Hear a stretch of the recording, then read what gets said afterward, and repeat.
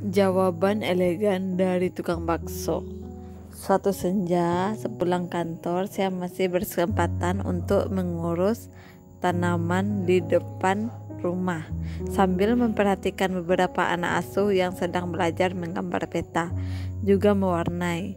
Hujan rintik selalu menyertai di setiap sore di musim hujan ini. Dikala tangan sedikit berlumuran tanah kotor, terdengar suara tek tek tek, suara tukang bakso lewat.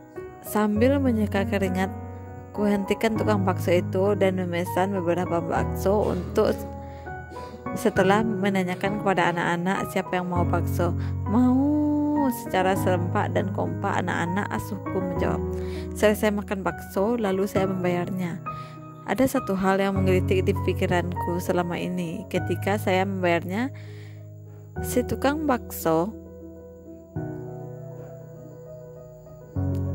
memisahkan uang yang diterimanya, yang satu disimpan laci dan yang satu ke dompet, yang lainnya ke kaleng bekas kue semacam kecleng. Lalu aku bertanya atas rasa penasaranku selama ini, "Mang, kalau boleh tahu kenapa uang-uang itu emang dipisahkan?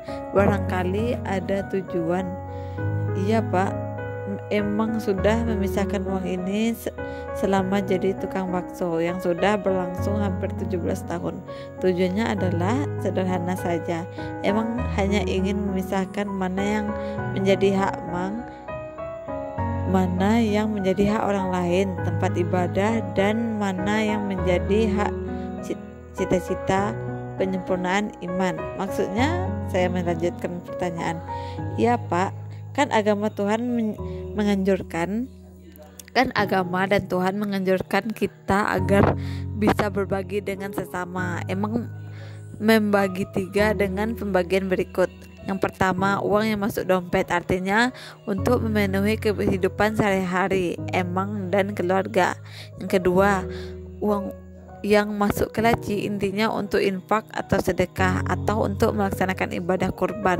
Dan alhamdulillah selama 17 tahun menjadi tukang bakso, emang selalu ikut kurban seekor kambing, meskipun kambingnya yang ukuran sedang saja. Yang ketiga, uang yang masuk ke kecleng, karena emang ingin menyempurnakan agama yang emang pegang, yaitu Islam. Islam mewajibkan kepada umatnya yang mampu untuk melaksanakan ibadah haji. Ibadah haji ini tentu butuh biaya yang besar. Maka emang berdiskusi dengan istri, dan istri menyetujui bahwa di setiap penghasilan harian hasil jualan bakso ini emang harus menyisihkan sebagian penghasilan sebagai tabungan haji. Dan insya Allah selama 17 tahun menabung, sekitar 2 tahun lagi emang dan istri akan melaksanakan ibadah haji.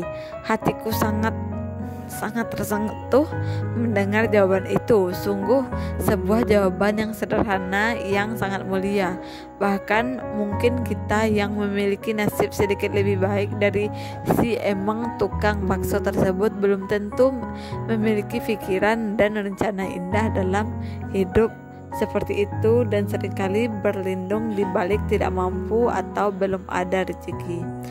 Terus saya melanjutkan sedikit pertanyaan sebagai berikut.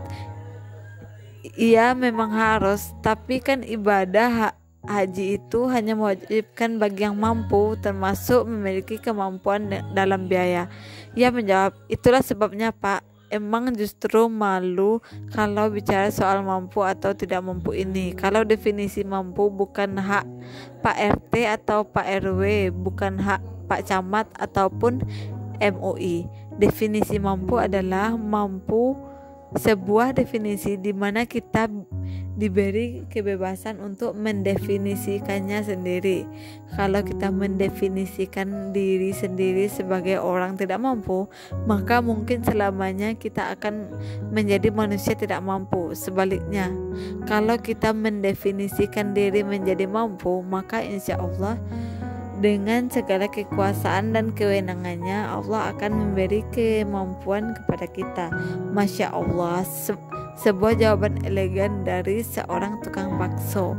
Semoga kita mulai sekarang yang tidak berpikir tidak mampu bisa menjadi mampu, karena kemampuan itu muncul dari pedoman dari diri kita sendiri. Semoga kita bisa mampu mulai sekarang dan menyisihkan uang mulai sekarang untuk mencukupkan ibadah haji, karena ibadah haji wajib bagi orang yang mampu. Sekian, semoga bermanfaat.